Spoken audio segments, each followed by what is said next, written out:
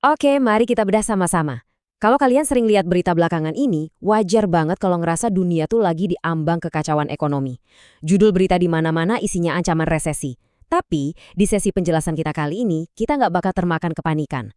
Kita bakal langsung lihat data aslinya untuk membuktikan satu hal. Fundamental ekonomi Indonesia ternyata benar-benar kokoh di tengah badai global. Pastinya wajar kalau kita semua merasa cemas. Dengan eskalasi ketegangan geopolitik dan gangguan rantai pasok yang acak-acakan di seluruh dunia, pertanyaan terbesarnya adalah, apakah Indonesia ini beneran aman dari badai krisis? Apa tameng ekonomi kita emang cukup kuat, atau kita cuma lagi nunggu bom waktu aja? Nah, ini peta jalan kita. Kita bakal mulai dari badai ekonomi global, lanjut ke bukti ketangguhan kita, ngebongkar mitos utang negara, bahas inflasi yang terkendali, ngulik strategi investasi, dan ditutup dengan prospek cerah ekonomi kita. Yuk, langsung kita mulai. Bagian pertama, badai ekonomi global yang memang jadi ancaman nyata. Kekhawatiran kalian itu valid banget, karena pasar global sekarang lagi diguncang hebat. Konflik geopolitik di Timur Tengah itu bukan cuma bawa krisis kemanusiaan, tapi juga sukses ngacoin distribusi energi dunia. Dampaknya, terjadi lonjakan tajam pada harga energi dan bahan baku penting seperti nafta alias bahan baku utama plastik. Gangguan rantai pasok memunculkan momok ngeri yang namanya stagflasi global. Bayangin aja, harga barang-barang pada melambung tinggi tapi daya beli masyarakat justru merosot tajam. Ini situasi yang sangat berbahaya. Lanjut ke bagian 2, bukti ketangguhan fundamental kita. Mari kita alihkan pandangan dari kekacauan global tadi ke realitas di dalam rumah kita sendiri. Jadi, poin krusialnya ada di angka ini. Di kuartal kedua tahun 2025, ekonomi Indonesia secara luar biasa berhasil mencetak pertumbuhan di angka 5,12%. Di saat negara-negara maju lagi kesulitan bernapas, kita justru melaju kencang. Dan ini banyak didorong oleh kuatnya konsumsi domestik serta ekspor kita. Dan kalau kalian ragu atau mikir, ini cuma hoki sesaat, coba perhatiin deh. Sampai April 2025, Indonesia sukses mencetak surplus neraca perdagangan selama 60 bulan berturut-turut. Bayangin, 5 tahun penuh nilai ekspor kita selalu ngalahin impor. Ini adalah bukti nyata ketahanan kita yang sama sekali nggak main-main. Bagian ketiga menjawab mitos utang negara, memisahkan fakta dari fiksi. Bicara kekuatan ekonomi pasti memicu isu panas yang satu ini. Filosofinya sebenarnya sederhana. Menggesek kartu kredit buat foya-foya harian itu namanya utang konsumsi, yang pastinya membebani. Tapi kalau ambil KPR untuk rumah yang harganya bakal terus naik, itu namanya utang aset produktif. Pemerintah kita sangat disiplin untuk memastikan utang negara dipakai cuma buat investasi jangka panjang, seperti infrastruktur dan pendidikan, demi imbal hasil raksasa di masa depan. Nah, yang benar-benar menarik dari data perbandingan ini adalah posisi kita. Rasio utang Indonesia itu dijaga sangat ketat di bawah batas 30% terhadap PDB. Coba bandingin sama Thailand yang di 41% atau Malaysia yang 50%. Bahkan Amerika Serikat sampai 107% dan Jepang melonjak gila-gilaan ke 239%. Jadi, posisi kita ini sebenarnya sangat amat aman. Kedisiplinan fiskal ini bukan cuma sebatas niat loh, tapi emang udah mandat hukum.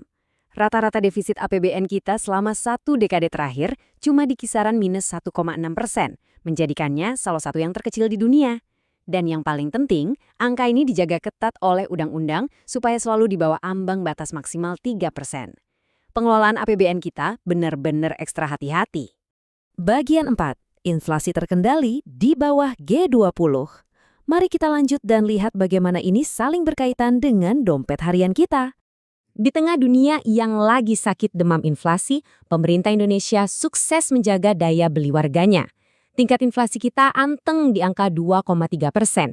Ini bahkan sedikit lebih rendah dari Jepang yang di 2,7% dan jauh-jauh lebih stabil kalau dibandingkan sesama negara G20 kayak Turki yang menderita inflasi mencekik sampai 33%. Kestabilan harga ini adalah kunci perlindungan utama bagi kita semua. Bagian kelima, strategi investasi dan hilirisasi. Ketangguhan tadi jelas bukan kebetulan, melainkan hasil strategi proaktif. Perhatiin pencapaian investasi ini. Realisasi investasi di tahun 2025 sukses melampaui target sampai tembus angka fantastis 1.931,2 triliun rupiah. Dan yang paling bikin bangga, sepertiga dari kue investasi raksasa ini, tepatnya 30,2% atau sekitar 584 triliun rupiah, mengalir deras langsung ke sektor hilirisasi. Pertumbuhan sektor ini bahkan melompat tajam sampai 43,3%. Modal yang masuk benar-benar tepat pada sektor yang paling produktif. Buat kalian yang penasaran cara kerjanya gimana, langkah hilirisasi ini taktis banget. Pertama, kita nggak lagi ngobrol bahan mentah ke luar negeri. Kedua, kita bangun pabriknya, kita olah sendiri di dalam negeri. Contohnya bikin baterai untuk kendaraan listrik atau panel surya. Ketiga, hasilnya lapangan kerja jadi melimpah, energi makin mandiri, dan kita mengekspor barang jadi dengan nilai jual yang berkali-kali lipat lebih tinggi.